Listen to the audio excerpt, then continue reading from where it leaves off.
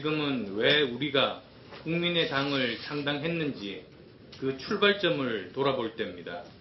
원내 교섭단체를 만든다고 국민의 지지가 저절로 올라가는 것은 아닙니다. 국민의 지지가 올라가야 원내 교섭단체가 될 수 있습니다. 혁명이 필요한 일입니다. 지금 우리에게는 사직생의 자세가 필요합니다. 저부터 더 노력하겠습니다. 안철수 대표 혁명을 얘기했고요. 사직생일 얘기하겠습니다. 그 정도까지 몰린 겁니까?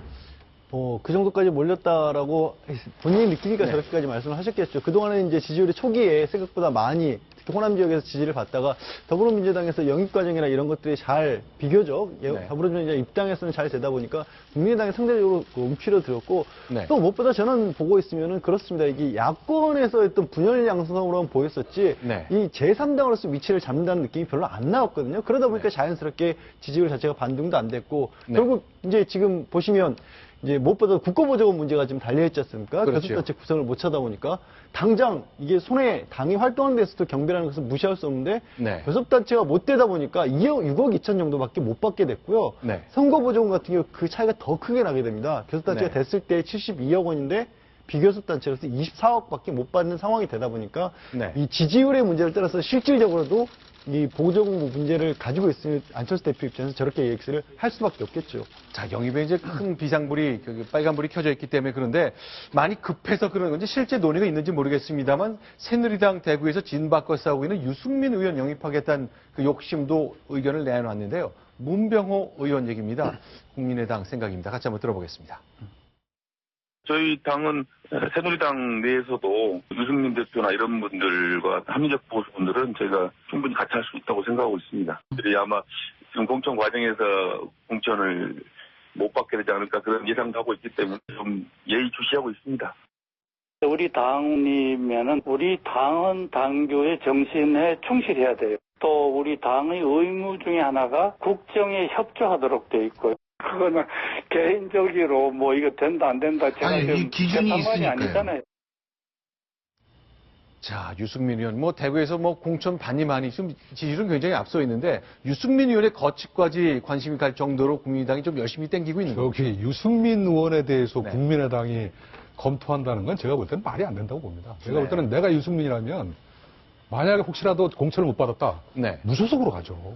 그거 왜 국민의당으로 갑니까? 왜냐하면 지지율도 없고 지금 이재만 씨하고 차이도 벌이고 있고 그다음에 진방 마케팅의 지금 최대 피해자고 그런 입장에서 무소속으로 가고 그다음에 유승민 의원 같은 경우는 제가 볼 때는 이번에 만약에 무소속으로 그러지 않 공천에 탈락할 때인지 뭔지 모르겠습니다만 다시 한번 대구에서 당선된다면 제가 볼 때는 최경환 의원보다 훨씬 더 무게 있는 그런 정치인이 될 가능성이 더 있다고 봅니다. 그런데 거기에 왜 국민의당으로 합니까?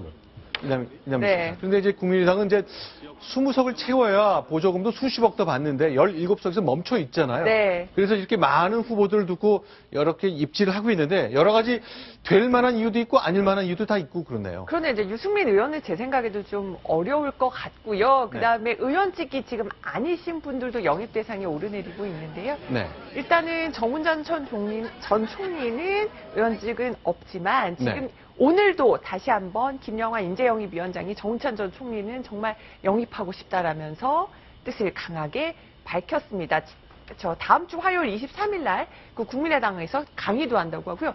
이상돈 교수도 의원직은 없지만 계속 들어온다고 했는데 이상돈 교수가 못 오고 있어요. 그래서 온다고 왔으면 좋겠다고 다시 한번 국민의당에서 러브콘을 보냈고요.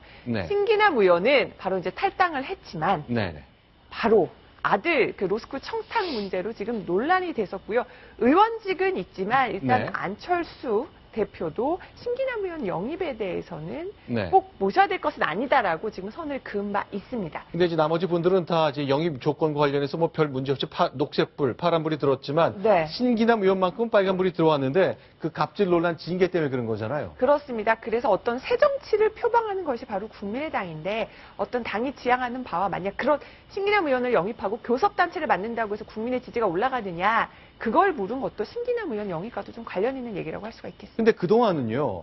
신하경 의원 이제 1심 유죄 판결 받아서 이제 논란이 됐는데 영입할 때 보면 일단 당의 문호는 넓게 해놓고 공천은 좀 야박하게 주겠다 그런 얘기를 했었는데 신기남 의원한테 그게 적용은 안 되나 보죠.